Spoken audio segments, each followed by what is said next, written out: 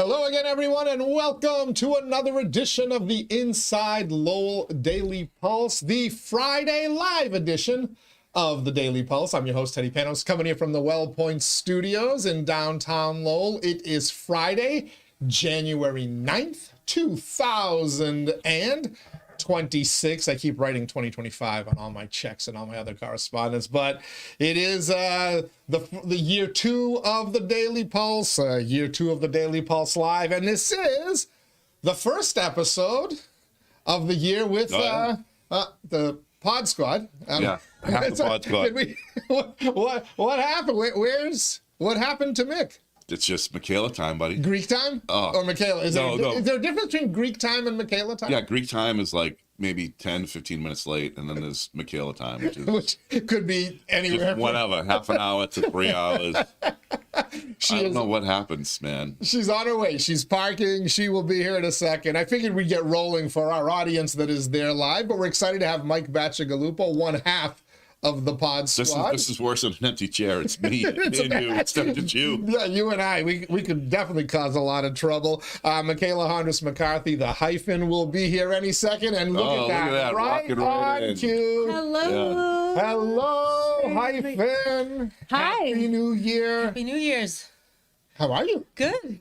How are you? Thanks for joining us. Batch and I were having a little fun at your expense. Oh no. For the first minute of the show. You laugh at my parking spot. Oh my gosh. It's It's so good. Right. It's so good. You took the handicap spot. No, I'm behind the handicap spot. Oh, that's a good spot. I'm the first best spot. That's a great spot, yeah. Handicap spots, you can't tell time. I know. I'm working on that this year. Yeah, I'm working You're on getting worse this year. I didn't have a good start. I did not have a good start. I admit. As long as you remember to show up, that's all we care about. Yeah. You did pretty good though, and you do get unbelievable. She's like a parking genius. She is. Yeah, I manifest the parking spot. Oh, I got a little case of the Marty Laurie's today, so You're gonna be clearing your throat. Yeah. All right. Really? Are you okay? Yeah, just a little cold, Case of the Marty Laurie's. All right. Well, we got a lot to talk about. Usually, the Daily Pulse Live with the Pod Squad is a crazy show. It's been a crazy start to 2026, locally, nationally, internationally. We're going to talk about all of that. We've also got some audience feedback from past shows that I need to share with you guys. Oh, really? There's somebody who does not like the Pod Squad. Oh, sweet. And makes it a point to let us know on YouTube. Who did Asa? He did not. No. We accept criticism here. We do. Well, we're gonna share. I hope it's it not our with you. friend Twin, whatever his name is. No, 𝐃𝐚𝐢𝐥𝐲 𝐏𝐿𝐿 loves us. I really want to meet that kid. Yeah. He seems like a very positive person. I do I too. totally agree. Yeah. Totally So agree. we're going to talk about all that, and Lord knows what's going to come up over the next hour. And of course, if it's the Daily Pulse Live, then you too are invited to text in on the Shaw Farm Pulse line. We're going to give you that number in a quick second. First, let me thank my Daily Pulse sponsor, Ray Booten, licensed realtor in Mass and New Hampshire, certified appraiser in both states as well. If you're looking to buy or sell a home, a business, or a commercial property, you need to get in touch with Ray Booten today. Find him online at realestaterayBooten.com. That's realestaterayBooten.com. Club Diner, still on the market as far as I know. Ray listed it, iconic Lowell business, almost 90 years, a property, a building right on Dutton Street in Lowell. It's on the market. The price is pretty right for somebody looking to do some kind of a business or do some kind of a new development there. How much Get is in touch it? with Ray today. Under $200,000. Under 200? I think $199,900. So it's for not. downtown Lowell property. Does it come with the parking spots? Yeah, I don't know. I don't know exactly where the lot is. Can I live there? It might be. Yeah, Batch's downtown apartment. Yeah. Could you imagine turning that into like an apartment? How cool that would be? Yeah. We could all come over for breakfast. I know. After- I mean, all you need is a bed, right? And it's got a bathroom down below. Well, and It has a bathroom. I didn't know there's a bathroom. knowing It's downstairs. I thought it was next to the dumpster. knowing the way you hoard money, you probably could pay cash for it. So, get in touch with Real Estate Ray Boone today. Actually, that would be cheaper than buying a house. It would be. By the way, so they're not turning it into a restroom for homeless? No, we've got trailers. Oh, all right. I thought when they said a trailer, I thought they meant the Club Diner. Which we can also talk about. Again, realestateraybutin.com. Starting already, right? The sponsor. Sorry. I'm just curious. Thanks as well to our friends at WellPoint for hosting us here in the WellPoint studios. It is the only health plan offering healthcare benefits exclusively to Massachusetts GIC members at WellPoint. Your whole health is their whole point. Thank you, Ray. Thank you, WellPoint. Going to thank our other podcast sponsors. You might have noticed I only introduced 2 people today. Our regular Shaw Farm Pulse Line star, the fabulous Linda Z, has left us for a couple of weeks. She's in a warmer climate. Oh, she deserves a break. So it's a hard working day. Batch and I tried to prod her into zooming in from the pool Why would side. she want to do that? I know. It would be hysterical. It would be funny. Let me be aggravated on my vacation. She has access to the pulse line. Now when I'm going to read the texts from the pulse line. I'm going to have to, criticize myself as I'm reading it.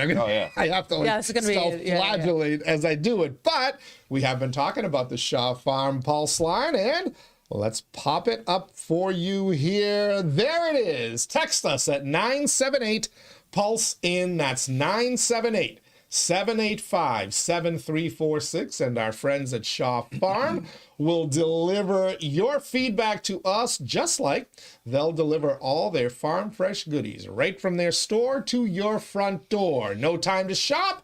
No problem. Get fresh Shaw Farm milk, ice cream, and more delivered right to your door. Sign up now at shawfarm.com. The comments are cold, like Shaw Farm milk. Freezing, like ice. Freezing, yeah. Or hot, like one of their chicken pot pies, or something good.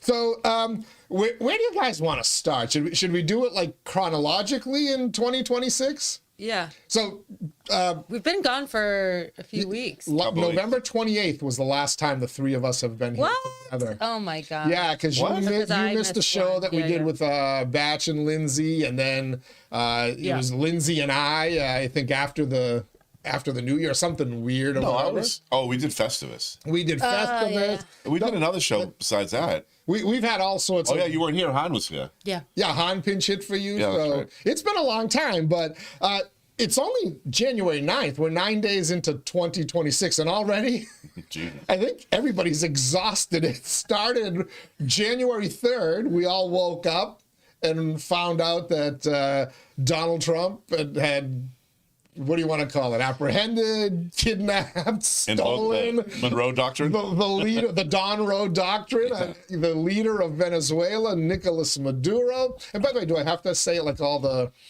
big time anchor, Maduro? I have to. Do I have to are they doing that? Maduro. Yeah, it's Nicolas Maduro as far as we're concerned. Go with Maduro. But kidnapped him, and remember when that was the biggest news on the planet for I don't know a whole 5 days. I know. Yeah. And then and we're going to war. So what do we think? Are we going to war with Venezuela? Are we going to annex Venezuela? Are we going to get Greenland in a 2-for-1? What do we make of this whole ordeal? I don't think it's that unprecedented, really, when you look at the fact that there's been a lot of Russian and Chinese involvement in Venezuela over the last couple of years, right? So it's basically following, the Monroe Doctrine from way back. It's been interpreted or misinterpreted, however you want to look at it. But like when you've got foreign involvement in this hemisphere, we intervene. That's been our stance for a long time. Now we don't reciprocate. Like we can put the UN, not the UN, we can put NATO in Ukraine. I think it's a bad idea, like a great idea, and yell at Russia for invading. But if the situation was reversed, we do the same thing. That's kind of what's happening now. You got Russian and Chinese involvement in Venezuela, so that justifies going in. I'm okay with that. Michaela, you're the youngest of and there was a time where even go back to the Cuban Missile Crisis, which was still fresh on people's minds and topics when I was kind of coming of age and starting to pay attention to politics. this was right. The United States was very protective of the Western Hemisphere. We did even was it 89 when we went into Panama and grabbed Manuel Noriega. Grenada when they were trying to build an airfield. Yeah, Grenada when we needed to show off our new toys under the Reagan presidency. But well, no, they were building a runway that was going to be long enough to put nuclear bombers on them. Yeah. So the United States has done this before, but it's been a long time since we've kind of, we get involved in regime change. We've seen it in the Middle East. Our CIA is doing stuff, their color revolutions, and we're encouraging it. But like to the point of like going in and apprehending a world leader, I was stunned that he actually did it. I think this is all pre-planned and agreed upon before anything happens. I think there's a bunch of, world leaders and bankers sitting in a room somewhere that say, okay, yep, United States gets Venezuela, maybe Greenland, Somalia goes to Israel, Ukraine goes to whoever. Wait, Taiwan, I hadn't heard that one. Somalia goes to Israel? Taiwan goes to whoever. China. Yeah. So I think they kind of divvy up what's going to happen, and then we get a big show that's already pre-planned. The oil stocks go up because that's what Trump promised the oil execs. And, that's how it works. I don't think this is real. Like, I think this is a pre-planned thing. So you, while believing in the conspiracy theories and whatnot, you don't believe we're going to war in Venezuela as 6 days until they turn their attention to ICE. For 6 days, protesters were telling us, we're going to war in Venezuela, hands off Venezuela. It wouldn't really be a war, though. It was kind of cool. We'd just blow it up and take it over. But it wouldn't take much. If we could fly in like an hour and a half and kidnap their leader, it wouldn't be much of a war, right? But that's why I say it's pre-planned. Like, this leader's been on the run. Maduro's been on the run for how many years? Like, declared a wanted man, a bounty placed on his head by Barack Obama. Yeah. And now Donald Trump raised it. We go in and just take them. Like, this is pre-planned, pre-negotiated in a room somewhere, and this is all a show for us to be like, oh, we're going to war. Oh my goodness. And like, it's all a distraction from like what's really going on. What's really going on? That's the money question. is being extracted from the middle class, and we're gonna have like no say in anything pretty soon. Right. I like it. But I mean, when you look at spheres of influence, right? You got China, Russia, and the U.S., right? Those are the three big players in the world. You got Taiwan, you got Ukraine, and you got, all the narco states. Like, they're all narco states. Everything south of the U.S. is a narco state. But is it because of them, or is it because of CIA involvement? It's because of them. I disagree. There's millions of people down there that choose to let their countries become narco states, right? So you have a narco state, it's kind of your fault. Or maybe not chosen. In the case of Maduro, he's lost multiple elections, everybody says, only to have stolen. Dude, how come YouTube doesn't censor their election rigging? If you say Venezuelan elections were rigged, YouTube doesn't censor is that right? you. But I mean, everybody's in agreement, Republicans, Democrats, right, left, lunatic, whatever, that Maduro stole those elections. There's a woman living, I think, in hiding in Europe or somewhere in Italy, who they say legitimately won, I believe it was the 2024 Venezuelan election overwhelmingly, except when they started counting votes.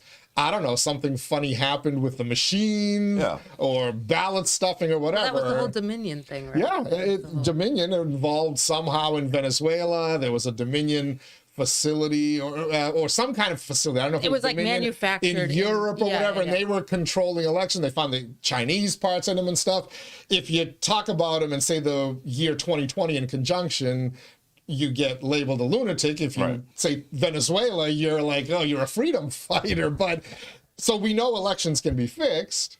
So, well, and all three powers, I think, do the same stuff, right? So the only thing I have a problem with is if you're going to say this hemisphere is ours, right? Western hemisphere is our hemisphere. We're going to interfere when things like when other powers get involved, right? If you're going to do that, then if you think that's the right way to doing things, then you got to allow China to, if you're going to be consistent, China should have Taiwan. They should reconcile.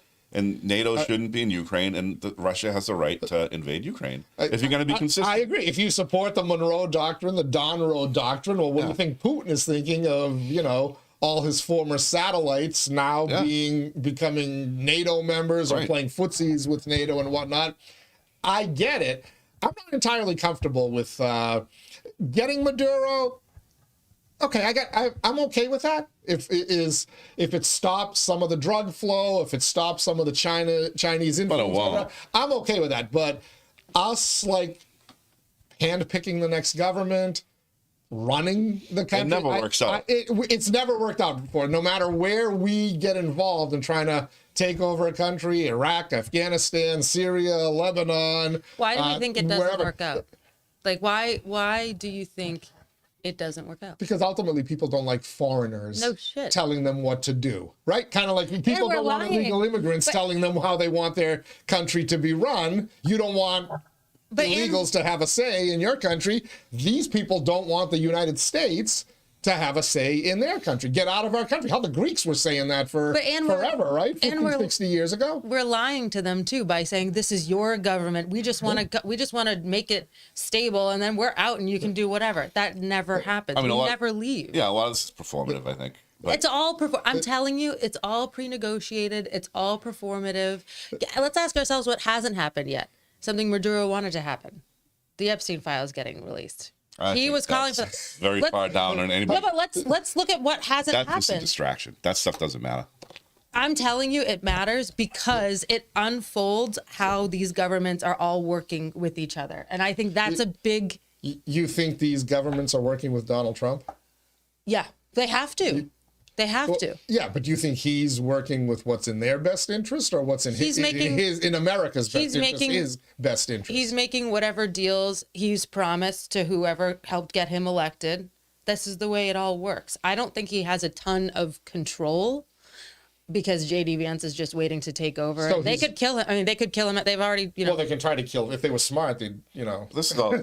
They already attacked Vance's house once. I think he's working within that machine in his best interest, but he doesn't have as much control as you think he has. So this is a way of you saying Donald Trump isn't a king.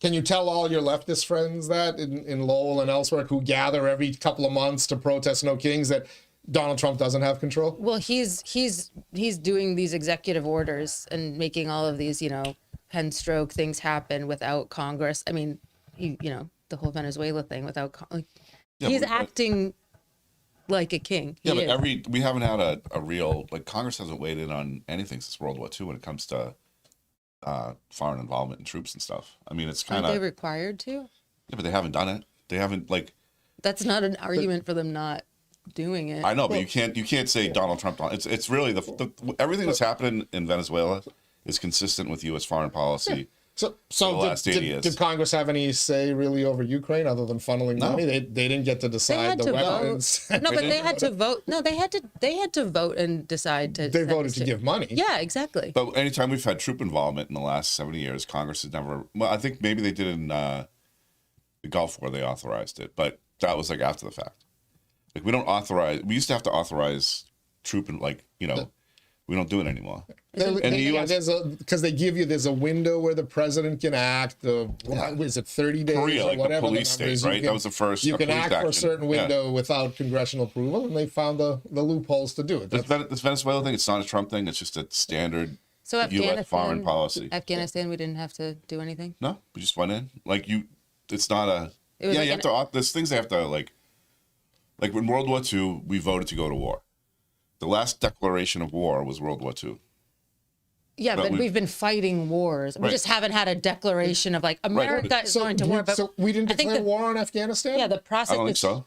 I think it was against. No, the process has changed. It was against terrorism, the war on terror, right? Okay. But so it wasn't against a country because this was like an apparatus that was not Osama bin Laden and the Taliban for Harvard. They figured out how to work around it. But it was a war on Afghanistan. But it was a war. And Iraq, and the same thing. Yeah. We don't authorize. It's not. It's supposed to be a certain way. We don't do it anymore. I just assume because we call them the war in Iraq and the war in Afghanistan. I could be wrong. Declared it, but you may be right, Betsy. No, because Congress has to authorize to withdraw troops also. They have to fully withdraw. There needs to be I remember hearing about it being a big thing how we had to make this big decision to withdraw the final troops from Afghanistan as well. So I think we haven't declared a world war, but we've just kind of gotten around it by doing all these little piecemeal war on terror, war on this. The last formal declaration of war was World War II. But what does that mean? There's still been mini declarations of I mean, what's war, right? I mean, We haven't to me, had a to me, formal- war should be if you send troops in and you're and you're shooting at people, that should be a war. I agree, but that's But we don't not, declare it anymore. and we haven't had a world war. Knock on wood. Since Yeah, but World even War when II. we'd go to like the Spanish-American War was a declared war. Like we just don't do it anymore. I think that's a problem. I think Congress should have to, declare war. I mean, sometimes you have to do it fast, right? Invading a country. What about invading a country? That's a different. We invaded Iraq. We didn't declare war. Yeah, we're invading. We're dropping bombs. And whenever you're dropping bombs on like a whole country, as Well, part you of can bomb a country without it being war. but that's a problem. Not when you're number one. Not when you're the one. He who holds the sword. But here's the thing, right? Like, so this is what I kind of struggle with, right? So, do I think we should do do I believe the inconsistency of what the U.S. does in foreign policy? It bothers me, but at the same time, at least we're on top. Like, I'd rather be in the position we're in. Do unto others before they do unto you, is what you're saying. But if we were to I act, agree with that. if we were to act like It won't if we happen for were to long. act like let's all be nice to each other, somebody would just come over and listen. This is the way the world is. You either get punched or you punch, right? But if we're punching for the wrong reasons, i.e., on behalf of oil companies or whatever it is, we're gonna get that done to us back, and it's not gonna be But good. we'll be able to take it. And We won't be able to take it. We are screwing ourselves over. We are not going to be able. I to have take no fear of anything we do south of the border. Well, I would normally say with the caliber of weapons and the technology that America has now, if any colonial power throughout world history is set up to maintain dominance, it is the United States of America. Everybody else's colonial dominance was based on military, and there were technological advances. But now, since the atomic bomb, and now all our technology, and now we're proving that our military is so far. We were afraid of Russia and the Soviet Union for so many years. ASA says that they were a paper tiger. Right. They can't. Ukraine's getting some help from NATO and funding and some weapons from America, but the Russians have been in Ukraine for 4 years and can't take. You're not afraid of Can't China? take them down. I am afraid of China, and I'll tell you why, Mick. Because of the Chinese influence in America and the leftist ideology that is trying to stifle progress, advancement, and I'm going to go there, AI, because it all ties in. This hesitancy on AI, you don't see this in China. This hesitancy on powering data centers and AI, you don't see it in China. Well, China has a You see lot it in more- Lowell, you see it in Massachusetts, you see it all over the United States of America. Oh God! Now we're going And here. Oh. well, if China has a lot more lithium reserves. China has a lot more access Correct. to minerals around the correct, world. and they don't, guess their what? environmentalists don't win local battles. China's way ahead of us in terms of EVs. China's way ahead of us in terms of renewable energy generation. Is that why they're China- building coal plants? Well, that- Why are they building a coal It doesn't- plant every week in China? we're turning back on old dirty peaker plants because of our. We are, but China's building new ones. But then Trump is halting all the leases on offshore wind Good. projects. Sure. How dumb is that? They're China's useless. way. In the time where we need power, in the time where we need more energy, that's what he's doing. Yeah, China's because when you need energy, China- you don't waste your resources on something that can't be. what? That can't. Offshore wind can't. No. What? No, has your energy bill It's gone already down? Vineyard Wind is half of its capacity built, and they're already generating enough energy to power 200,000 homes a year.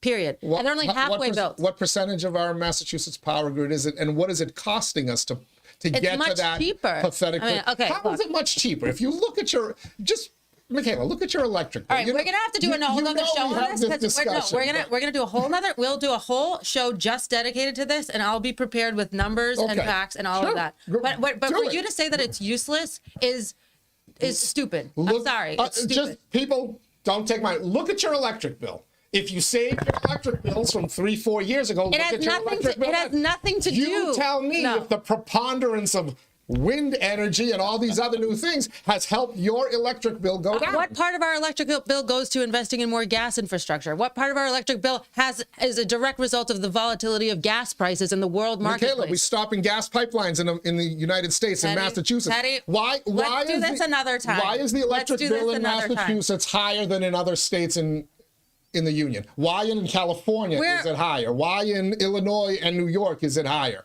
Why is gas so much more expensive in Massachusetts and other states? Illinois, you know what Illinois has? Tons of wind power. Tons of onshore wind. What's the cost of their energy? You know what? Let's do this another time where we both have facts and data to present instead of you just going willy-nilly. Why is your electric bill higher? Because there's a lot of reasons. There's a lot of reasons why your gas bill is higher. There's a lot of reasons, and we should dig into that. You got to learn how to jump the neighbor's box. That's what you got to do. Look, it's common sense, people. Look around. It's not common sense because your sense is not. You've added your math is not math. You've added solar. You've added wind. You've added all these wonderful things that are supposedly free sources of energy. All right, let's look at. And your energy bill has not gone down. I'm going to bring you a graph. We're going to have some nice charts to look at. We'll look at the numbers. Name the date. Then we'll come. All right, done. I'm not going to be here that day. We'll do. Bring your Sierra Club friends or whoever. Who is it? Your Climate 350 people. Mass 350 people. Bring them along too. Yeah, absolutely. I'll have some fun with them. Sure. All I have to do is hold up an electric bill. We'll bring our electric bills. I think that would be a great discussion. All right. You're tuned into the Daily Pulse Live on this Friday, January 9th. Send in your feedback, 978-PULSE-IN. That's 978-785-7346. That is the Shaw Farm Pulse line. And our friends at Shaw Farm will deliver your feedback straight to us, just like Shaw Farm Home Delivery delivers their farm fresh goodness right to your door. From their family farm to your family table. Fresh, local, and delivered with care. Sign up at shawfarm.com. We do have some feedback. On the Shaw Farm Pulse line coming on in early in the show. I've got a lot of feedback. So, now, as I'm going to have to read it because, unfortunately, the fabulous Lindsay has decided to go to a warmer climate, so she's not manning her normal spot over there. Somehow, are you going to read it unenthusiastically and with a little disdain? Yeah, I think you have to read it in the You got to read it like Lindsay. Yeah. All right. On the Shaw Farm Pulse. Oh, I don't like this guy. Wait. Teddy, you're this is Lindsay. Grandpa, you're such a jerk. Ned, the IT guy downstairs. Is this the guy that's spying on us? Ned, the IT guy? Yeah. Ned says, Teddy, really? I would like to warn you that there is a criminal loose in the building. At 10:01 a.m., I was walking down the stairs when a pretty young woman came running up the stairs like she was late for something. Oh, that's me. She shoved me into the wall and said, "Get out of my way, nerd." When I asked her why she did that, she stared me in the eyes and said, "Bernie, 2028, bitch boy." I think we need better security in the building. Did you push Ned? Who is this? Because I was running up the stairs like I was late for we thought that this was like somebody joking us under a fake name. Who is it? But Ned, the IT guy, overheard a conversation that Lindsay was having with Belvedere Barbie about coffee, and like kind of read it like verbatim. Yeah. And it freaked us out. So have you met Ned's only 5'6", so I have not met Ned. So he says he's underneath. Every time I go knock on the door, nobody opens, and it's like a top secret. Wait, I'm so location. I almost feel like it's a Somali daycare center or something instead of an IT. Well, as long as it's not a data center, you're all right. Guillermo Pena chimes in and says, careful batch with the quote, jump the neighbor's box comments. Now, there is where Lindsay would get very upset. Our friend Jeannie in Drake, Jeannie Balka says, Happy New Year, everyone. By the way, love Michaela's leopard top. Thank you. Thanks, Jeannie. Happy New Year, Jeannie. I like the leopard top too, Michaela. Adding a little sauce. She's been dating 20-year-olds. That's right. Don't knock it. That's her cougar shirt. Yeah. Don't knock it, baby. One more comment on the Shaw Farm Pulse line. Our buddy Kin-Long Deep says, good morning and happy Friday to everyone. Good morning and happy Friday, Kin-Long. Here are a few highlights that I think are worth noting that happened the first week. First was when Mayor Eric Gitcher accidentally called the roll call for the selection of vice mayor at the city council inauguration ceremony this past Monday. Second was when Mayor Gitcher said that Mr. Conway stole his copy of the agenda at the school committee inauguration ceremony. What? I didn't see. I didn't see any of that. Third was that I did not expect for the amended loan order for the high school project to be on the first city council meeting agenda. Last but not least, I did not expect the election director to be present at this past Wednesday school committee meeting to make a comments in regard to the amended school year calendar for Lowell Public Schools. For clarification, no votes were taken to amend the calendar at all. God, this is long. The superintendent and city officials are working together to have school and voting happen at the same time in the same building for the Mass February 3rd and March 3rd elections. This item will come back 2 weeks later. Wait, did they vote yay or nay on the? Loan order? No, it was just the first reading and it has to go to a public hearing that's what I and thought. come back. All right. So they need 8 votes to pass it. So by the way, can I just say that I may have been right? If you remember on Tuesday, I was disagreeing with Marty Laurie on whether Sean McDonough could vote on that loan order, and I thought it was going to be tricky for him on a bunch of different issues. Did you catch the city council meeting? No, I didn't see it. So they brought it up. They did the first reading, and then it was time to move the motion to a public hearing. And Councilor Gitcher said, motion made by, I forget which councilor he said, seconded by Councilor McDonough. And Councilor Sean McDonough said, "Oh, no, I can't second that one." Or however he worded it, and then somebody else had to second it. Sean McDonough has told me he may not be able to vote on that. I've spoken with him. He shouldn't be able to. Since then, and so I think you know what I think the ethics department is going to have to hire a new attorney just to answer the phone calls from Lowell, because the school budget is a huge part of the city, and there's going to be a bunch of different stuff in there that's going to come up through the course of the year, roof improvements, all sorts of other things that, MSBA orders, whatever. And that high school thing is not done yet, folks. I hate to tell you, but I was sent pictures yesterday from the building, the newly renovated building that they just turned over Monday late. They couldn't turn Monday the Lowell High kids had to go in late. Yeah.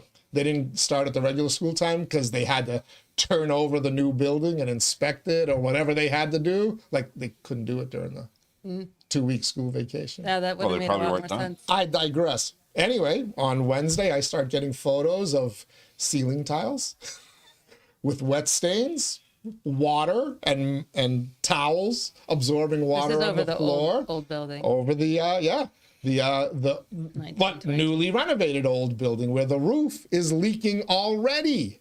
That's a problem. That's a problem, folks. We should have hired 2 days in, 3 days in. We should have hired a bunch of Quakers to build this thing instead. Like, I don't know why people can't build anything anymore. We should have brought the Egyptians in. They built the pyramids, and look, they're still standing. Do they leak? No. Yeah. This is where we need Ace. I think Ace has been to the pyramids. Yeah, yes. Do they leak? Well, he was outside the pyramid. Oh, he was outside. That's right. He was left outside. Yeah, left in the car. But do the pyramids leak? I don't think you have people like inside like taking pictures of whether or not they leak. So I would. Yeah. So basically, if you went to school in the pyramids, yeah. Certainly not Skanska. They're not taking pictures of the anything built in the last we used to, as humans, we used to be able to build things that lasted centuries. And now then repair them. Like KMP Construction, holler to them. They repaired my very old roof on Nesmith Street, and it looks amazing now. No leaks. And can I also say, and I know my colleague friends are going to get upset about this, but if they would have had the same shoddy 21st century workmanship out in Belvedere as they're getting in downtown. We wouldn't have had asbestos, we wouldn't have had the basement flooding or whatever. Yeah. But the leaky roofs, the door handles that fall off, the kids getting locked in bathrooms, or whatever. All this would have happened in Belvedere too. Because every subcontractor cuts corners to maximize their profit. So they, buy shoddy material. Like, it's all. That's why you need a good project manager. Yeah, or just a different method of doing things, I think. You need an old Greek person with them every step of the way, looking at how they're doing everything over their shoulder to be like, are you doing this right? Because that would have helped. Or get the vote kids to build it. Can you build stuff that lasts in the 21st century? Yeah, but not unless... Because you used to be able to. Unless you use subcontractors, no. I mean, you get the vote kids probably would have done a better job. So that's part of the... Seriously. Yeah, that's part of the sustainability thing too, right? There are companies now that are looking at building things that last 500 years. Like that should be the direction. That's not good for the economy, though, But right? that- no, How do you create jobs and bingo. Land obsolescence. Bingo. you could. Bingo. I had been told. I remember this. I think I was in college. I had Bingo. been told they could create a car that will run for 500,000 Yeah. miles That's and planned not obsolescence. rust or whatever. That's But right. they. It's like what happens with your iPhone. Now you Yeah. have more storage. Now you get a new one. That's not good. Like we should be going in a direction where people build things to last because things are just so expensive now. But that McDonough thing, I don't think that he shouldn't be able to vote on school stuff. I mean, basically, because you're gonna have Skinner's gonna come down and tell him what to do. You know, that's his boss. Like, he shouldn't be able to vote on that stuff. No, I don't think. Well, I He mean, strikes me as the kind that would fight back against them, but it is the building that he I think he does works what in, he- at least the high school. You know, let's be real. If Probably you does want what he's told. let's be real. I think he did. I think, so with the ethics thing, right? You just kind of have to have a lawyer come in once and for all and be like, this is what you can vote on, this is what you can't vote on. But don't you want someone on the council that wants, like, that is like personally invested No. in like how the schools are running? Like, I feel like that's a good thing. And also, like, all the city councilors should be personally invested in how the schools are running because it's a very big part of the success of the city. So I feel like he would be more well positioned to vote on those things because he has direct knowledge of Well, what's you going can on. talk about it, And but I let's- wouldn't give him a but vote. there's certain. My concern is that there's some things he's not going to be able to vote on, and as we saw Because of the budget night stuff? with a 7-2 vote where they basically rejected the $40 million loan order, that every vote is going to count in some of these. Because I'm telling you, if that roof is leaking already, forget the $36 million number right now, which may or may not be legit. I mean, where do they save the $3 million from? They're going to come back again with more money. I've already had people telling me, even if we say yes on of this course they are. 36, they're going to come back for more money again. And at this point, you can't stop that runaway train. Yeah, I don't think so. I don't think he should be able to. It's basically voting on his own building or voting on his own contract, whatever. He should be allowed to do it. He's not voting on his own. It's a building. It's not like how he gets paid. But he can be. All it takes is like, how do you know he's not being told what to do by his bosses? Isn't everybody being told what to do by their like? It's not. Also, like, his boss is like running the schools of like. It's not. I don't see how a person that works not, and he's not an administrative person in the schools. He's Right. so I don't understand how voting on a budget to make the building or not make or hold people more accountable. I don't see how that would. Because he's So- your boss. The boss comes in and says, "I want the school to be done. You need to vote this way." I'll give you. Don't we all want the school to be done? No, like, but I what don't I'm think. saying- I'll give you the example that I used with Marty Laurie Yeah. and why I believe it's good. This is why I believed it was going to be problematic. Because you're at a situation where the city council has, the past city council, and I believe there's still a couple of people on this one, maybe enough to nix it, who are like, we're done giving Skanska what they asked for. No, Because they're just going to keep coming back and asking for more. Yeah. So what's the alternative is certain things don't get finished. Because if we run out of money, or if we say we'll authorize 35 million but not 40 million, well, somewhere you've got to save that $5 million, and you're going to get to some level of value engineering.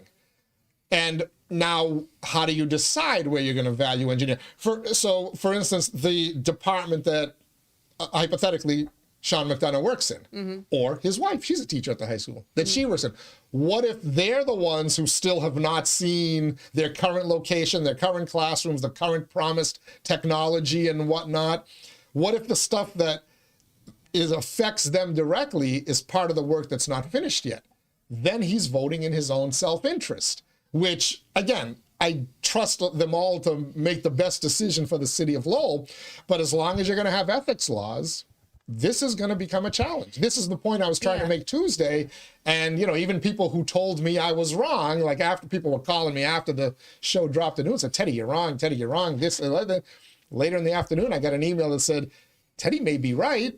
And then Sean McDonough basically said Teddy may have been right by not seconding that motion. I mean, I do see what you're saying, but let's bring up, like, if we're going to go to the, is it a conflict of interest thing? Are you voting in your own favor area? Number one, I'm sure there's been a city councilor in the past who's had a spouse that works in the school system. There might be one Everybody now. does. In a small city, It's a small town, everybody does. Number two, you can make the same argument for anybody that's a property owner or investor in the city of Lowell. Are you voting in your own self-interest when you're voting on things that affect the housing market or things like we have? I agree with we you. have city councilors and people that work at the city that own property in Lowell with that. Where does it end of like the influence? I'm agreeing with you. So it's I'm telling you, what are we doing? So here? what I'm telling you is some of these ethic laws are antiquated. Yeah. The rulings are willy-nilly. Depending, Yeah. you're told that whoever your ruling could depend on who answers the phone in Boston. Absolutely. So I think all these ethic laws need a do-over because they were created at a time the world has changed significantly. Yeah. We're now in the 21st century. So, but as long as we're living under these current ethic laws, Sean McDonough is going to have he's going to be making an awful lot of phone calls and sending an awful lot of emails to Boston. See, I see it a direct line. I mean, it's you vote on school stuff. Your boss, your big boss can tell you what to do, and that's a problem. It's a third of the city budget, right, or more than that, I think. It's a capital expense. Yeah, well, No, but I'm talking about this. I'm talking about all this stuff. Like, I don't think you should be able to anything that involves the school department. He should be out on. So John Dakota made the I motion to give them an extra $2 million, right? Yeah. And yet, when that vote came back, John Dakota didn't vote, and neither did Vesna Noon. So John Dakota technically made a motion he wasn't supposed to make. He doesn't To even give work the there schools an anymore. extra $2 million. Yes, but he's got a daughter who's a teacher. Oh yeah. In one of the schools. So when it came time to actually vote to approve giving the schools the extra $2 million to spend and fill their budget gaps, sorry, Freudian slip there, John Dakota said he abstained from that vote. Yeah, I think I recused myself, and so did Councilor Vesna Noon. So I think it's worth a call. I think it's worth looking into. So I it's think going if to you be a fun 2 years. I would make the Corey argument Williams is going to be busy, and the Ethics Commission is going to be busy. If I was Sean and I got the hammer brought down on me for not being able to vote on school-related things, I would be like, no, let's look at all the conflicts of interest that exist in this city, But I think this is and let's direct see where one. does the direct, indirect, whatever you want to call it. This is how the city works. We elected someone that works in the Lowell school systems to watch out for that has like direct knowledge of what's happening. Let's let them vote on the school system thing. What did Samaras do when he was? Oh no, he was retired, right? He was retired from the school. Okay. Well, thank you. I forgot about But that. I will tell you this. I had people reach out to me before the inauguration who said to me, can Sean McDonough vote on who the mayor is? Because the mayor chairs the school committee. I don't know. That's a good question. I'll reach out. It doesn't matter now. It's already done. But this is the level of issue you're going to deal with these next couple of years with him. And I feel bad for him because he's going to be caught in an awful lot of these situations. And you could see it. He's a little bit nervous anyway. It was his first meeting. You've talked to Sean. You've met him, right? He's young. It's his first meeting. It's intimidating there. But there was a moment. There was like, wait, what are we voting on the loan order? Or are we voting on this? And then they had him second the loan order. He said, no. You could tell he was scared. He wanted to go nowhere near that loan order. But he wasn't given a script before from his leaders. Stop it, Batch. Batch has a hair across his ass about this thing. And you know what? This is the biggest. This reminds me a lot of the Mr. Samaras, John Leahy thing back in that mayor race. Remember? That? So Mr. Samaras I don't know what you call him, mayor, like his honor, his worship. Well, Mr. Samaras, because he was my I can't say housemaster, headmaster, whatever it was, but like when he was supposedly going for Leahy, and then he switched at the last minute, right? I forget what year that was. Yeah, it was 2018. Yeah, after the 2017. This is kind of the same thing. Yeah. But by the way, can I tell you that one of the moments I'm most looking forward to is when I and others, and especially Mark Keeley, start calling Eric Gitcher his worship. You're excited about that? I am. I think that's going to be because Eric Gitcher now as mayor is. My hunch, you can kind of see it in his demeanor already. Granted, they were short city council meetings and a short school committee meetings, but Eric Gitcher, the mayor or chair of the school committee, is different than Eric Gitcher, the city council. So that's going to be hard though, because like that group has kind of been they point out, like they're not critical, but like they're the nagging wives, right? Like so now you're going to switch to be the cheerleader. Like how is that going to? He was in that role of like asking a lot of the questions, like to switch to be the cheerleader. because the mayor should be the cheerleader, right? It's gonna be interesting to see how that works out. Eric 𝐥𝐻 is nobody's cheerleader. But I will tell you, but Eric 𝐥𝐻 loves the city. You know that. No, that's why he asks the questions. You can question how he goes about expressing that love sometimes, but Eric loves the city. I think Eric's actually going to be a good mayor. Well, it's kind of like Rodney. Like Rodney was exactly. He had to change the way his approach Rodney was, right? Elliott, the mayor, was a 180-degree turn from Rodney Elliott, the city councilor. You always need that kind of. You need that though. You have to have a guy that's asking all those questions. So I think you will see all that. I think McDonough, Councilman Sean McDonough and Corey will probably be those guys, right? I mean, they have been. I'd like to see. Like, I think we have like a really great city council. Like, I think everybody kind of brings something different to the table. And like when you're asking questions because you care about the city, because you want to see things go better or go, good as they've been going. Like this is all good stuff. Well, now there's 3 camps instead of 2, so that'll be interesting. Which is great. You'll have to build coalitions. Yeah. All right. Quick pause here. You're tuned into the Inside Lowell Daily Pulse, the live edition of the Daily Pulse on this Friday, January 9th. We got some feedback coming in on the Shaw Farm Pulse line. We'll get to that. We've got some feedback that has come in that I have to share with Bach and Mick because this time I don't think it's me. I think it's them that have pissed somebody off badly. Probably not you. First, let me thank my Daily Pulse sponsors, all of them. Ray Booten, he's a licensed realtor in Mass and New Hampshire, certified appraiser in both states as well. Find him online, realestaterayBooten.com, and you better get a hold of him quickly because Bach is going to go bid on the Club Diner and turn that into his house and breakfast joint. You want to outbid him, get in touch with Ray today. Thanks to WellPoint. At WellPoint, your whole health is their whole point. Washington Savings Bank, banking that feels like home. Make the switch now to Washington Savings Bank. TMI Properties, TMI Cares, managing and developing their own properties for over 30 years. Experience the quality, the care, and the value of making TMI the choice for your home.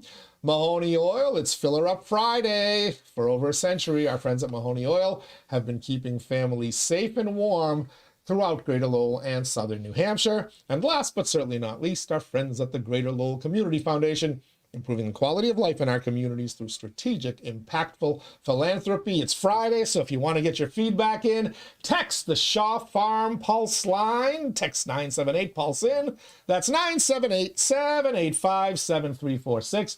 And our friends at Shaw Farm will deliver your feedback straight to our studios. Shaw Farm Home Delivery, bringing farm fresh goodness straight to your family's door.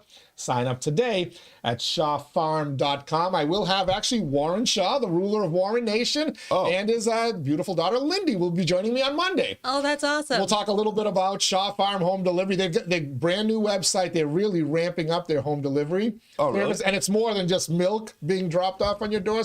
Wow. It's all of their great stuff. So we'll talk about that. His new barn is coming along with, by the way, you would love it. Tremendous green technology, actually using the earth to transform water. Yeah, he's a very, very, very, very high tech. So I'm excited to talk to Warren about that. So I have some questions for Warren Shaw. Yeah. So the barn, right? Like, is it gonna? Can you send him in on the Shaw Farm Pulse line on Monday? I'm just kidding. Is it? Oh, I was gonna say, is it live? No. So is he gonna have is it a higher capacity barn? I think this is the old barn was an old barn. Man. Yeah, that's why. So I'm wondering if it's. I mean, I assume it's bigger. I'm wondering if he'll be able to churn out a lot more product. But are the cows still going to be like? His cows used to graze in the fields, so like, is that still going to be? I would assume so.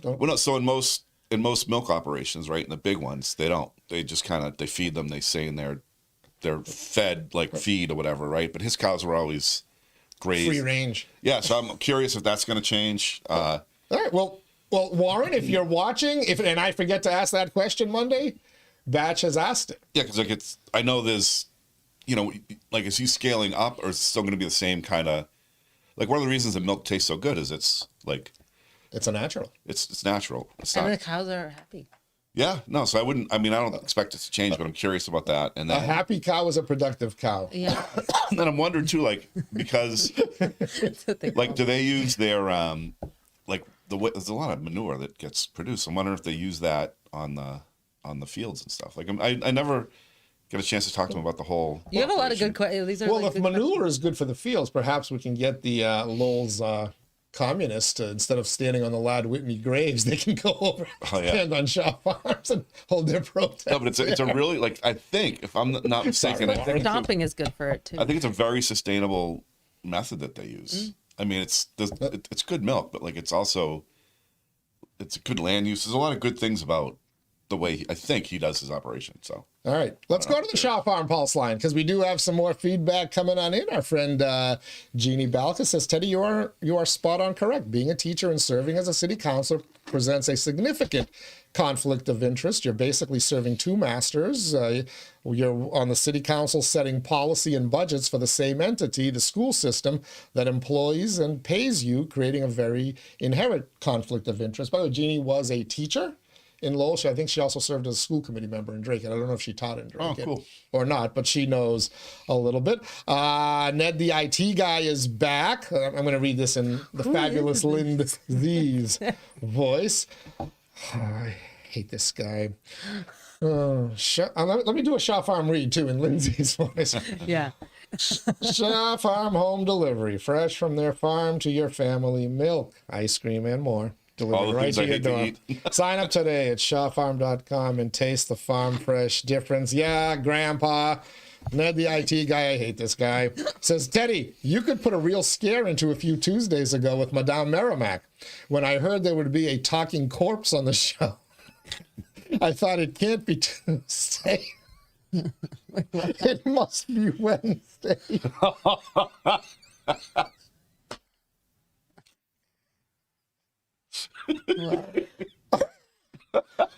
That was not me. That was not Ned, the IT guy.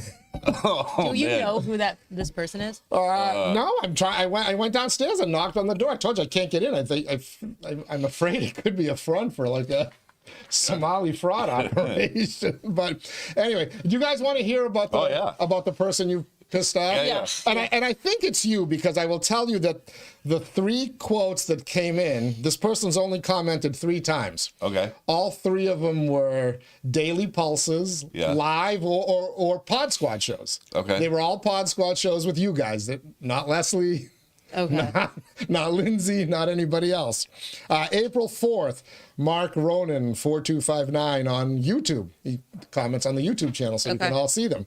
Says, embarrassing as always. July 25th, our folk festival show. Embarrassing as always. What? July 11th, my personal favorite. Embarrassing for all involved. Yikes. So, what is this in response to? Must be you guys. It ain't me. Who you talking about, Mark Ronan? I mean, the sight of, is it Michaela? Is it Batch? Who triggers you? Because I do it all the time, so you should comment all the time. But we're embarrassing. Probably me. But I have my own personal friend who harasses me on Facebook.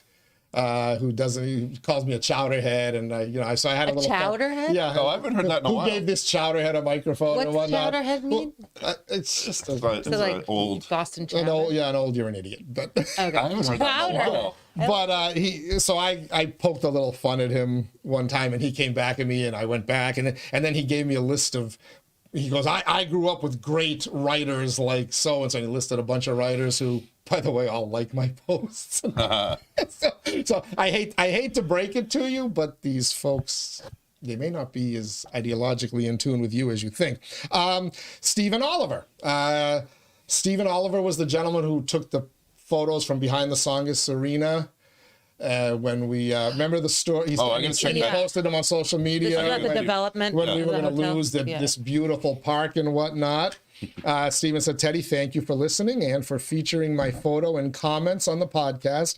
I do see the value and economic possibilities for the city. At the same time, the green space matters a great deal to many people who use it every day. My hope is that the final design preserves that space while still meeting the city's goals. That would be a win-win. Let's have a coffee and talk about it. Like you, I enjoy a good battle of wits, and I promise I will not come unarmed. And then he wished them Merry Christmas. Stephen, I owe you. That's a very nice message. I owe you a buzz. But I do have to say that, so somebody pointed out to me, did you notice that photo that Stephen kept posting of that beautiful park area? It came from the other side, and you could see the canal that empties into the river and the trees. Well, that view is not going to get touched. It's the other side when you're standing in the back of the Oh, slide. I thought he was looking that way. He was looking this. Well, He was sorry, looking- I thought he was looking with the river to his back in that picture. It's the other way. I think so. Towards the river. Yeah, so that Oh, I that don't scenery is think not going to be changed. And look, you said you were going to go down there and take some pictures. I'll go down there. I don't remember a beautiful, vibrant park. There may be people who use it No, and it walk is. their No, there's a dogs, nice but- little looking park. nice You down walk down this. They start a lot of the races from like back down there. It is Like, really nice. It's nice. Yeah, well, some of it will remain. Not, most of it obviously is going to get built on. But I think there'll be a good chunk of it left. But it is a nice view. But I don't think it's going to mess up that the view of the river won't be affected. They're not building on the river. So when you look up away from the river, when your back is to the river, it is a nice view. But I don't think it's going to change. I think you'll have the building there, but like that view will still. Hopefully the roots don't come out through the floor of the practice rink in the ice. It is Like they're doing now through the park, right? Well, it is a nice. Yeah, it's true. It is a nice area. I don't think it's going to ruin it. I think there's still enough green space down there. Like there's a lot of people that like to sleep on those benches and stuff. So I think they'll still be able to hang out there. All right. So the next comment I want to read, I saved specifically for Michaela because this is clearly one of this your gonna trigger no, it's one of your buddies, but it will trigger a conversation where we'll have to say, you know what, we're going to plan a separate show, you and I, in the future. So we're going to do one about on data we're going to do one on energy and one on data centers. All right, Oh, boy. Sounds I'm down. Lowell says this goes back again to a show we were having about data centers. The data center battle is electric bill increases exploding. The promise of AI was curing cancer and not AI slop videos. The only people getting any benefit is to the few who control the LLMs. The fact that we only get 30% of the tax revenue is ridiculous for being halfway through the agreement. If they had their own energy source that was not making people's bills skyrocket, the backlash would be way less or serious investment back into the community. Amen. Okay. Amen to that. So can I ask a question? Yeah. So if you're fighting the energy component of it, you're fighting it for the betterment of the planet, correct? Is that what it is? The like energy and water use and that stuff. Yes. The use of resources and emissions Yes. and all that. Yes. Okay. But as Sounds Lowell says, and I don't want to just pick on you because I think this echoes the arguments you're hearing from a lot of people. You've talked about it, a community agreement, or community benefits agreement, everything. Yeah. So he said, if their energy source that didn't make people's bills skyrocket, which is in question, but let's assume ČTM it is already seeing it. Let's assume it is, or serious investment back in the community. So is the argument that we know they're going to make our energy bills skyrocket, and we know they're going to pollute the planet and take up valuable resources. But if they make an investment in the community, we're money whores and we'll accept it. I mean, I think the argument is they should at least be doing something like that if they're increasing people's like they should do something to offset. We should have some benefit to what we're going to end up paying and hosting in our own community, in our own backyard. All right. I believe this will appease you. If Markley becomes a quote unquote better neighbor, and if Markley, on top, as part of their expansion and their expanded profits, decides to do some kind of a community benefits agreement that is agreeable to the city council, the city manager, and whatnot, you'll drop your opposition to it? There's a few things. There's a few things that they should do, right? Like they should be transparent about the jobs they're creating, because I don't think they're creating as many jobs as they say they're creating. They should be transparent about the energy usage that they're doing, because they promised that back in November to say, this is how much energy we're using. We're going to be disclosing it as part of this larger state law, but they haven't disclosed that to anybody yet. They should be transparent about, I think this isn't just Markley. I think overall there should be an analysis done over how much investment is required in the infrastructure that's supporting but these you're data saying centers. if they do these things, okay, they should put solar. But, they should bring their own. They should have clean energy investments on site so that they can offset their energy usage, and because they're using more, where can they put produce their battery storage? Just out of curiosity, because Tewksbury doesn't seem to want the battery storage facility there. Will Lowell want it? I think a lot will. So if you're using a battery instead of a diesel generator for backup, you are completely foregoing all of those diesel fumes that are getting spilled into the air and making things worse for residents. Assuming the battery is reliable, but The batteries That's are the question. reliable. If they were, wouldn't they be using them already? Because They the should. sun is free. No, there are data centers there are data centers that are using battery storage absolutely already, but I guess it's more difficult to retrofit. But it's not their emergency thing. No, it? it is. It is. It's their emergency backup. 100%. Oh, okay. Yeah, As long as they don't put the batteries in the trash. So where in the neighbors, which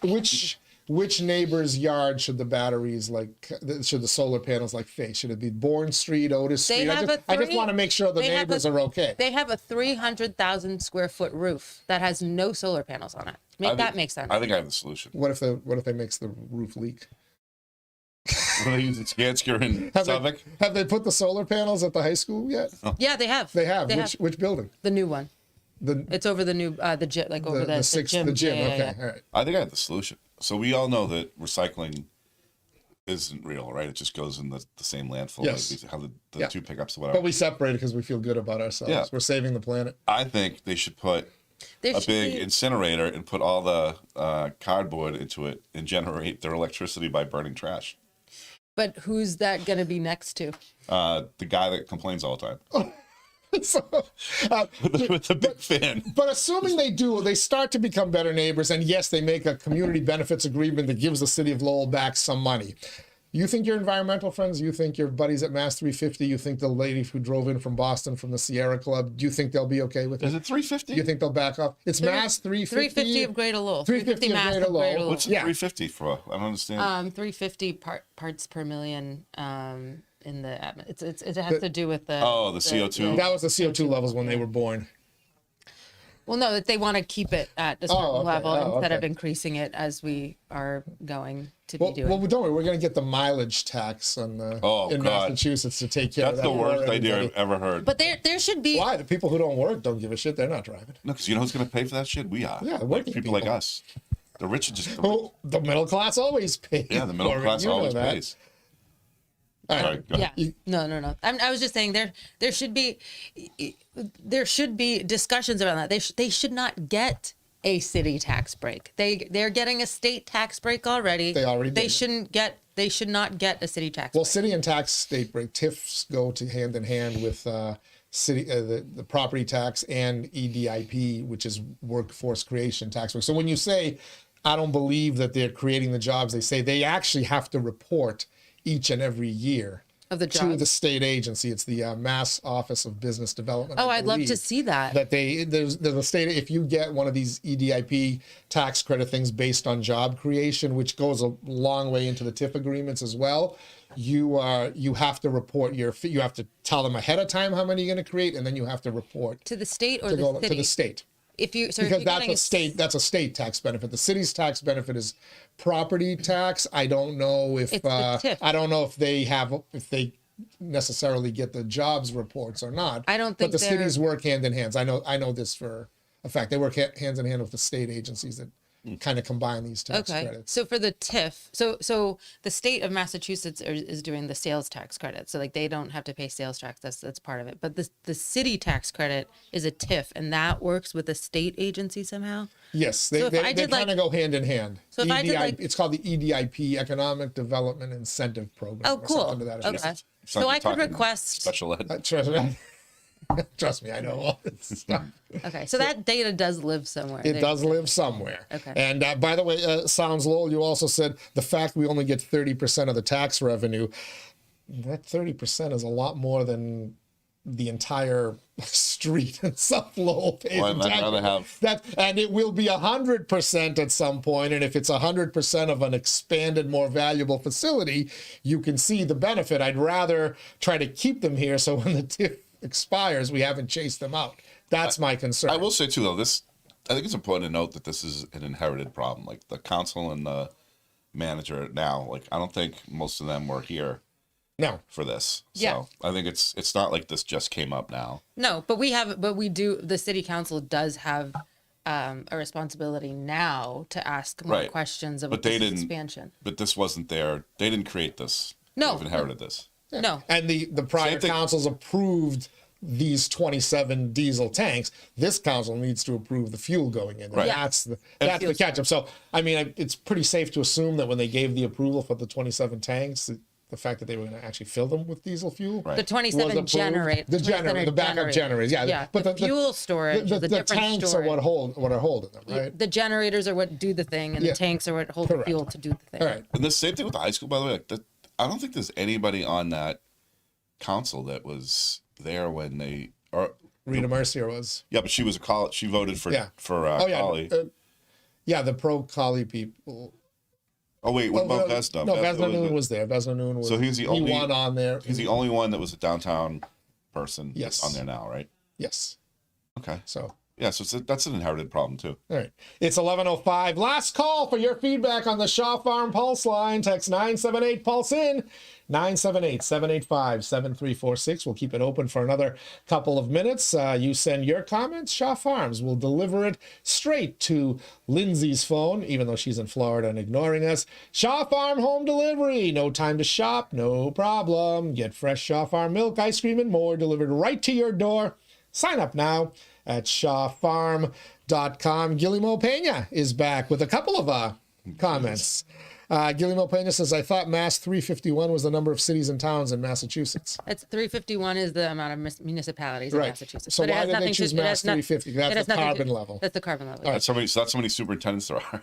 By the way, Guillermo agrees with you, Michaela. What? Guillermo actually agrees No with you. He said, way. yeah, get rid of the Markley Data Center. An ICE detention center would be a much better use. What a nice segue, Guillermo, to the third bomb that's dropped within the first week of 2026, and that is the Minneapolis ICE officer shooting where they shot a woman who was, pick your political side. She was a protester, or an observer. That's the term they're using now. She was an observer of ICE operations, or she was a lunatic leftist domestic terrorist. Pick your poison, whatever it is. My only thought on this, I have two. The first one is, I can't believe it took until January 7th of 2026 for there to be a martyr. Given that Trump has been ramping up ICE operations going back to last spring. Well, it might have happened. Maybe winter, right? It might have happened before now, and we just haven't heard about it.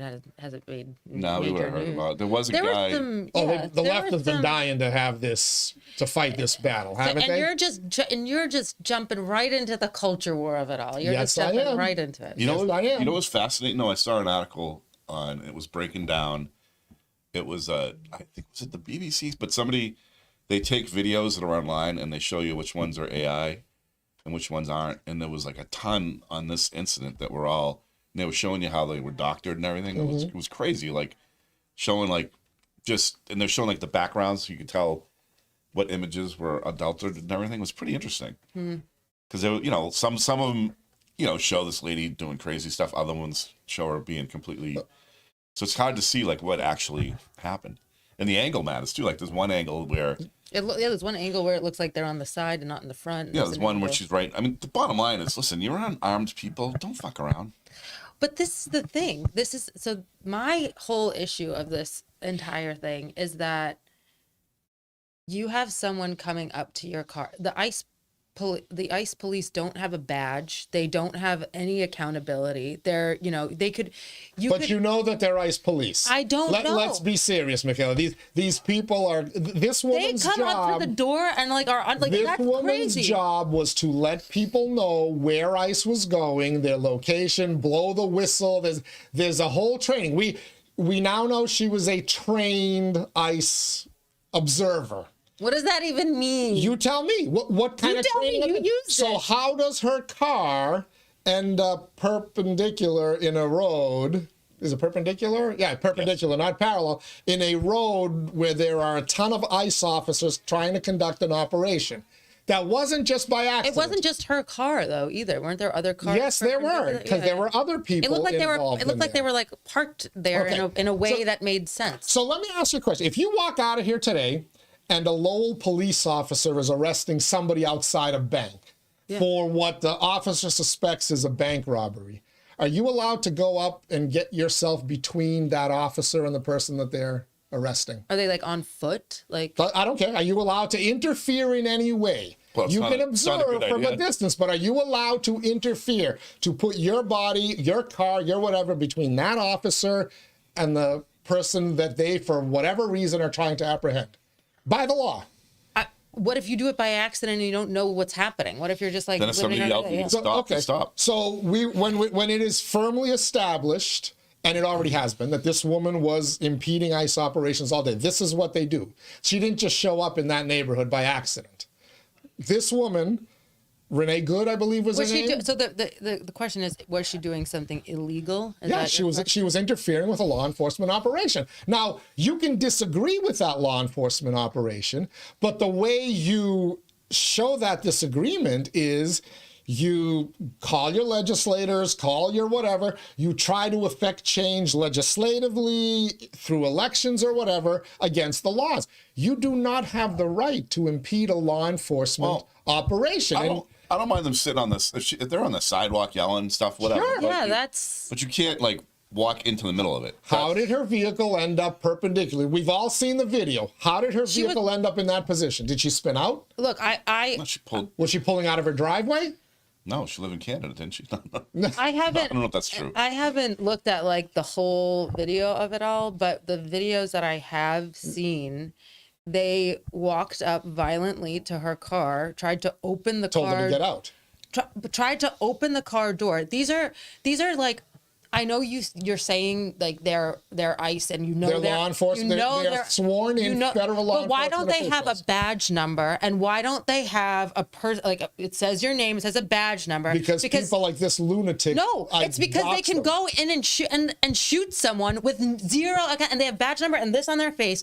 That is dangerous for our society as a whole. When you have law enforcement being able to act like completely. Gestapo? Can you say that word? Because that's the word that's used, right? You know what that opens, Are they the Gestapo? No, but you know what that opens the door for? That opens the door for other people that are nefarious going and acting like ICE, and they don't need to have a badge number. They don't need to Is have that any happening? credentials. Are we seeing that? Are we seeing a wave Doesn't of it that open? since But last doesn't that January? open? But don't you think? Just use your critical thinking skills, and doesn't that open the door for something like that to happen? No, but you know what it does open? Yes, it does. You know what it does Yes, it open the does. door to? Today it's ICE. What if tomorrow it's the Drug Enforcement Agency or the FBI? Child Or services. They all have you don't things. like what the FBI is doing, so you are going to go try to impede their operations. But the difference is they have badge numbers and they're the accountable. FBI doesn't show you a badge Yes, they number do. When they, show up. I mean, I've seen. Haven't you seen the TV shows? The They say FBI. The FBI walks up in suits to you. When they walked into Mar-a-Lago, the leaders of that operation had their business suits on. But hear my point out.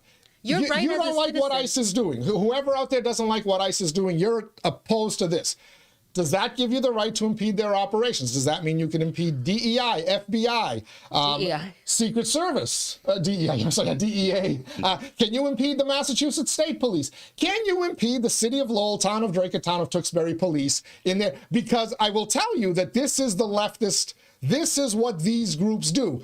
And if you want proof, just go back to 2020. What's happening in Minneapolis is a replay of 2020 to some degree, minus the minorities, mind you. Where are all the minorities in Minneapolis? Why is it always a white woman who moved to Canada when Donald Trump won the election? Middle-aged white woman, Trump gets elected, she moves to Canada. Right off the bat, I'm suspecting a little bit of instability.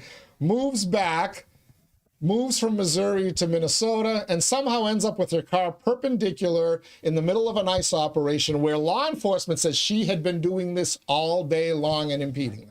And that gives them the right to just shoot her. If she Well, drives if her car at them, 100%. If she was moving, like if she's She was moving trying to her get vehicle. Yeah, but you Michaela, I want you to do something.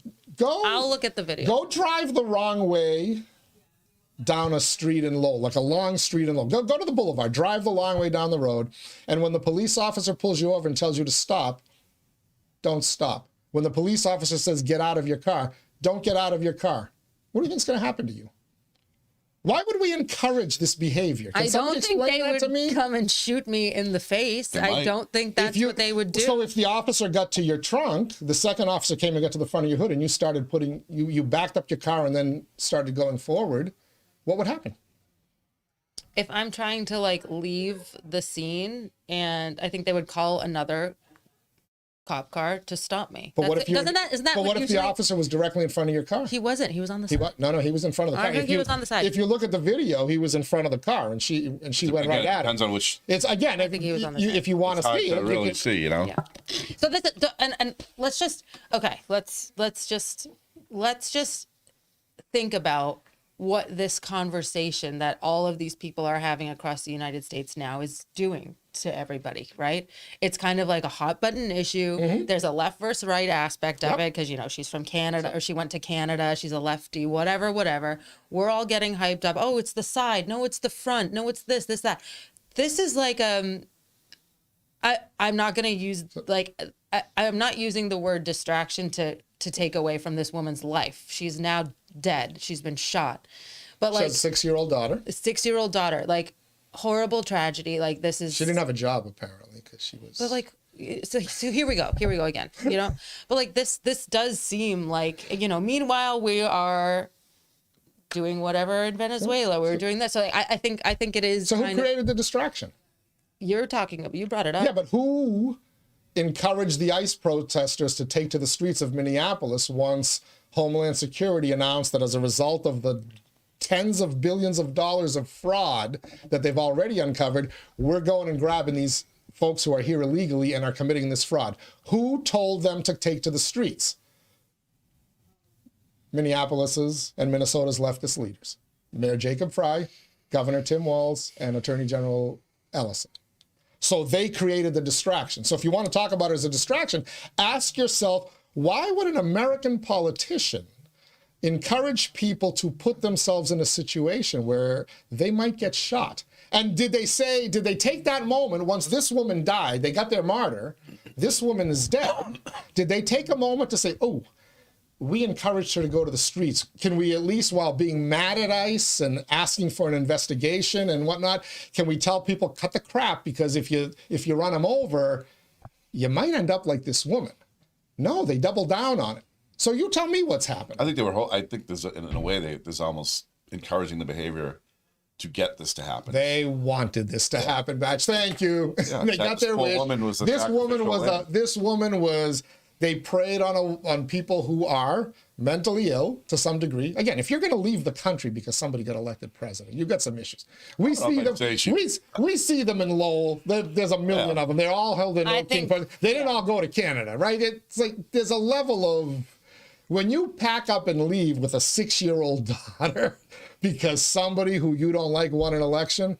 Can we call it what it is? There's some level of instability there. Well, the good thing at least is that in Lowell, right, where I guess it was a protest last night. When there's been these protests, at least people have been. They stand on the grave. They stand on a grave, which makes Callie very upset. But they stand on the sidewalk. They protest. Yeah. They make their point. They're peaceful. And they go home. And there's no right, like looting. There's no whatever. That's the way you do it, right? There were ICE operations in Lowell. Nobody went and you tried to get in the middle. People film. You're allowed to do that. But if you go on a crime scene, what is the first thing the police do when there's a murder scene? Yeah, they block it off. They put police tape around. In other words, this is the zone. It is a crime scene. You are not allowed to come further. This is all law enforcement, civil law 101 that everybody knows. Well, the other thing too is a lot of these guys were, I think a lot of police officers and probably ICE guys are ex-military, right? So if you were deployed in Iraq or Afghanistan and there's a car coming towards you and it doesn't stop, that's a threat to your life. Is there a problem? Like I don't know what the training is for ICE agents. I don't know what the credentials are required for ICE agents. I don't know. And we're just giving them carte blanche to go around. Well, they're not just hiring. They go through. They are a legal law enforcement entity established a long time ago, not by Donald Trump, mind you. No, I know. And their purview, their rights, their responsibilities, just like the Mass State Police, just like the Lowell Police, there is jurisdiction. All of that was established long before Donald Trump. Now, you want to abolish ICE? Okay, let's have this political battle. We'll make it an issue in the midterms. We'll make it an issue in the next presidential election. Abolish ICE. That's okay. telling people to take to the streets to halt ICE operations, you are encouraging people who to put their I lives don't at think risk. are stable to put their lives at risk or put these officers and their families' lives at risk. And I'm cautioning you and other people out there. Remember, it's ICE today. It was your Lowell police officers. It was your Boston police. It was your New York police, your Minnesota, your Milwaukee police in 2020 that they were doing this to, that they were trying to, they were shooting, throwing rocks at them. They were rioting with them. It's not okay to cause I don't know, insurrection, whatever word you want to use. And politicians are doing this. This is where we've come. But that's a problem. You could say the flip side to that too, right? Because you're saying, it's the police today, it's this tomorrow, whatever. You could say, it's U.S. citizens that they're doing this to. Have they? But I mean, that woman was a U.S. citizen, wasn't she? Well, but she was committing a crime where she used the car in a way that was very likely a deadly force against the law enforcement officer. ICE could be used, or whatever agency could be used against illegal people. They could be used against people that have it's like gray area. They could be used against U.S. citizens. And if they are, how will we deal with it? So you can make that argument. You can make that argument both ways. How will we deal with it if they are? What's the right way to deal with it? So what's the right way to deal with what? If police try to use for their powers against me improperly, what's my recourse? Should I get in my car and just accelerate towards them? Should I just evade them? Should I lead them on a high-speed chase where now you're putting other people's lives at danger who are driving? Or should I listen to the officer who says, step out of the car, you're under arrest. But they can just... read me my rights, and then I say, I will not talk till I have an attorney. We have a system to deal with And what do you think would have happened to that woman? She would have been let go. She would have gotten... Do we think she would have been let go? She should have been arrested. No, she would have been home by dinner time. And she would have been, in Minnesota, in Minneapolis, she would have been home by dinner time. Guillermo Pena wants to ask you on the Shaw Farm Pulse line. She had her wife filming, Michaela. She knew exactly what she was doing. And now they're saying you're not supposed to film ICE agents. Now there's like a thing where you're not supposed to film. Well, they can't stop you. No, from but filming. doxing them is a threatening type No, thing. I think. Which is why they don't have a badge, because people would find out who they are, where they live, and they'd go after them. Which they do. We know this. Yeah. We've seen this. They're all over the internet. They've doxed this guy now. Honestly, local police should just have a badge number. They have a name on there. I wouldn't do that. Yeah. These are your sons, daughters, fathers, mothers, uncles. Having aunts. a name is to protect everybody. It's so that they don't. No, but if it's so that they don't whatever act out of pocket or whatever, and it's so that people it's to protect both sides. I wouldn't want the cartel to know my name if I was a police officer. You put your family at risk. I mean, isn't that what police officers do? They do, but in this environment, and it's really difficult. It's even more. It's even more at risk. But isn't that's another reason to treat them with respect, because they do put themselves in the middle of their operations. But if ICE has been, ICE officers in many cases have not acted correct. We've all seen videos of them not. Of what, arresting people? I mean, blowing the top. I mean, if you resist an arrest, I remember. I just feel like the lack of accountability and the lack of trust. There's not a lot of trust now. That is a deterioration of law enforcement. And if I was an ICE officer, I would not want to work in that environment, because now I'm more at risk. Or it puts you more. It steals you more. The other potentially negative side effect is it creates the people who maybe should not be law enforcement officers to say, yeah, I want in on this. No kidding. And that becomes a danger. Absolutely. But I remember... and I can do it now anonymously, and nobody knows who I am, and I can go and terrorize people. Who does it attract? I believe it was Lowell Police Chief William Taylor at the time. It was around the initial, the 2014, the Michael Brown incident, and the initial... law enforcement, hands up, don't shoot, and whatever. And we were talking about if you resist arrest, somebody's getting hurt. The second your rights begin once you're under arrest. You have the right to remain silent. call your attorney, and now the legal process plays out. Once you resist arrest, someone's getting hurt. Either the police officer who has to apprehend you, which does happen often, or the person getting apprehended. And in many cases, it ends up in a death. Far too many cases.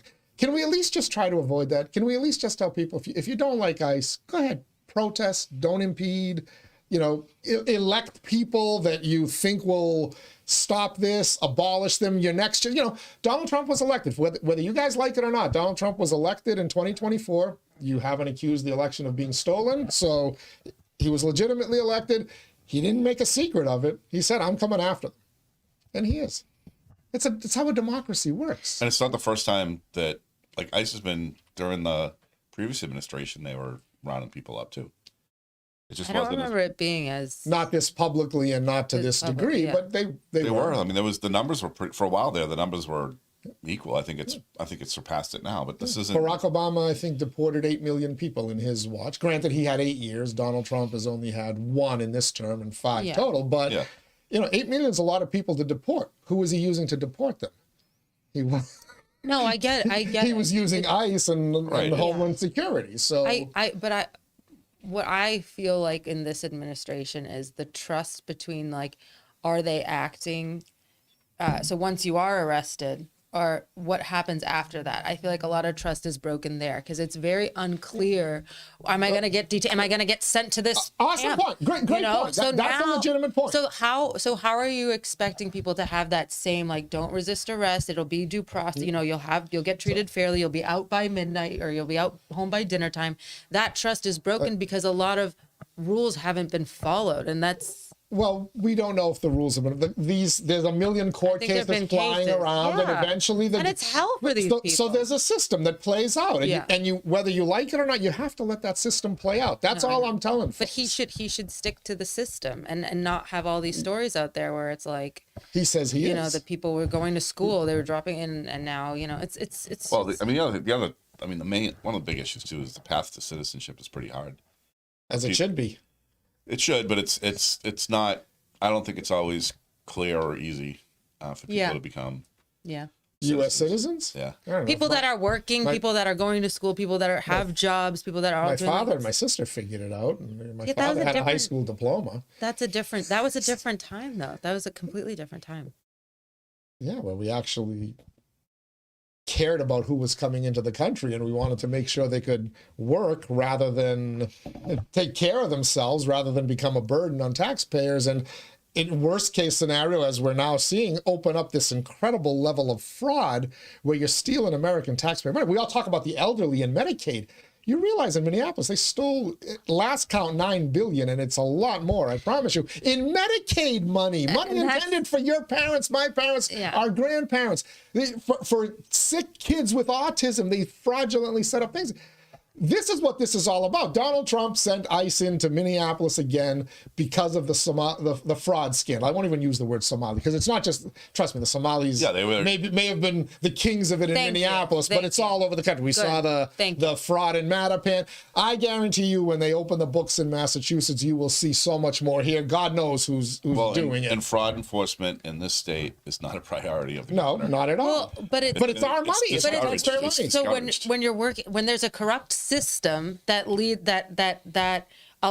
opens the doors, whatever loopholes that opens the cracks for people to take advantage of that corrupt system, and then people do take advantage of that corrupt system because the system is corrupt.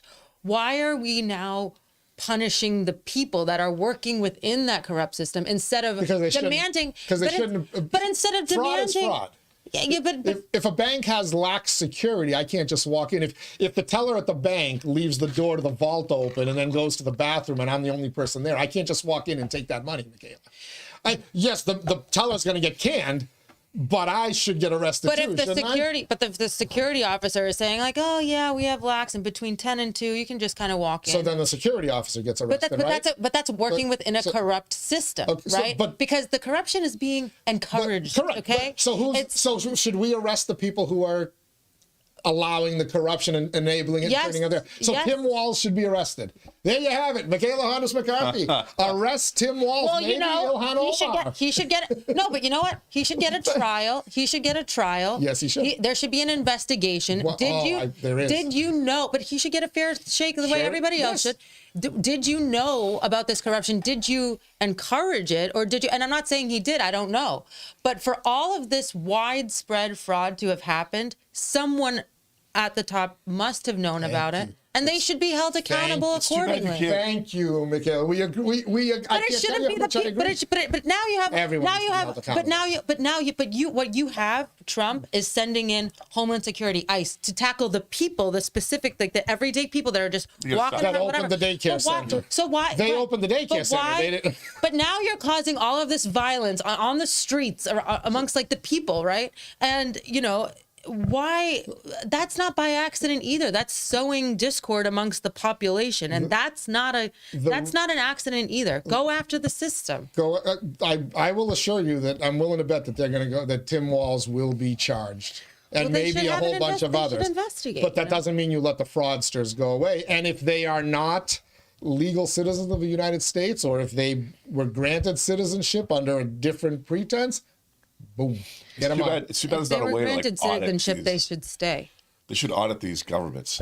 Wouldn't that be neat? It would be neat. We should maybe put a ballot question. Oh yeah, if you do that, then it'll absolutely They happen. should audit. All right. We've gone really long, 90 minutes. But it's been a while since we've gotten together. Yeah, We didn't even get I to the know. whole politics. But I'll end it with this note from our friend Jeannie Baptist. Great show today. Thank you. Oh, wow. A Not show that embarrassing. started irreverent.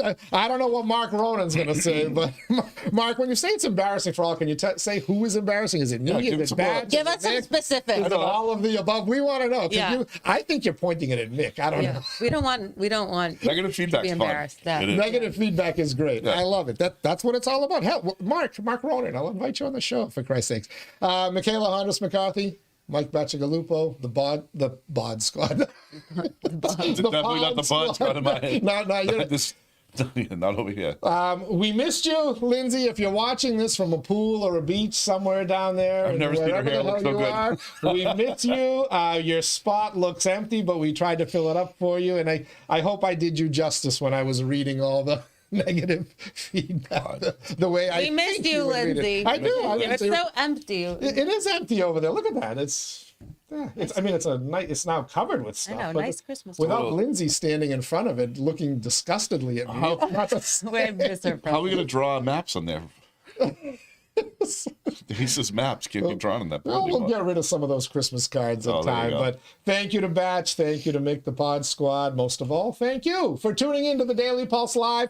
Yeah, a little serious today, but a lot of serious stuff going on out there, folks. It's been wild. It's only January 9th, and we've 9 abducted days. the Venezuelan dictator, and now we got officer-involved shooting and rioting, perhaps weekend rioting on the street. So we had to chime in on that. Plus, Texas Tech lost. Plus, by the on the worst prediction in God. the history of prediction shows, Texas Tech's going to That wasn't our official prediction show, by the way. That was just he just threw that out there. They didn't score a single point. No, Hopefully nobody took his game. I bet I did. Did you? Yeah, I mean, kids are professional, you know. As long as they all had fun. Even the champions lose a game from time to I time. like this whole theory though. I bought into it, you know. But oh well. Oh, well, win some, lose some. Yeah. All right, next week we'll have the fabulous Leslie back with us, Leslie Boder. The Pod Squad will be here again in a couple of weeks. By the way, a bunch of big shows coming up. We mentioned Warren and Lindy Shaw from Shaw Farm, and we'll talk more to them about their project and what they're doing. Tell you more about Shaw Farm home delivery on Tuesday. Melanie Gilbert from the Lowell Sun will join us. Melanie, can you please bring Peter Courier in? I can't wait to see Peter Courier's Comrade contribution Courier. to the Sunday column this week. I have reached out to Lowell Mayor Eric Gitcher. See if we're going to try to arrange, see if we can get him on next Wednesday morning with Bill Samaras. Oh, that comment, Jesus. Thank you. Thank you, Bill Samaras. He'll be here on Wednesday. Eric Gitcher, the new mayor, Mayor Gitcher, will hopefully be here with us. I don't know what I have Thursday. Well, as I said, we'll have the Daily Pulse live. And I do want to let you know, special programming note, the Daily Pulse on Monday, January 19th, is going to be a debate between the two Democrats vying to replace State Senator Ed Kennedy. State Rep Rodney Elliott, State Rep Vanna Howard will be here, sitting in those two seats right there. Isn't Joe running for that too? He is, but we're going to get Joe Espinola into the into the along with potentially Sam Meas, who was here that's a yesterday. different. Oh, no. We're trying to do a yeah. different debate. This is the Joe Espinola's on the ballot no matter what. I got you. Sam Meas may or may not be. We had him on. We'll have the two candidates. One of them will be on the ballot, either Representative Elliott or Representative Howard. So we're going to talk about the issues with them on Monday, January 19th. So tell your friends to tune in. It will drop at noon each and every day. The Daily Pulse, the show that keeps its finger on the pulse of Lowell and the world around it. Sometimes we're serious, sometimes we're not. Some days we combine all of it. Till next time, everybody, have yourself a great weekend. Another great, at least start to the day out there in Lowell before the rain moves in, but it's milder. Not a bad winter day. We'll take it. Stay safe. Have a wonderful weekend.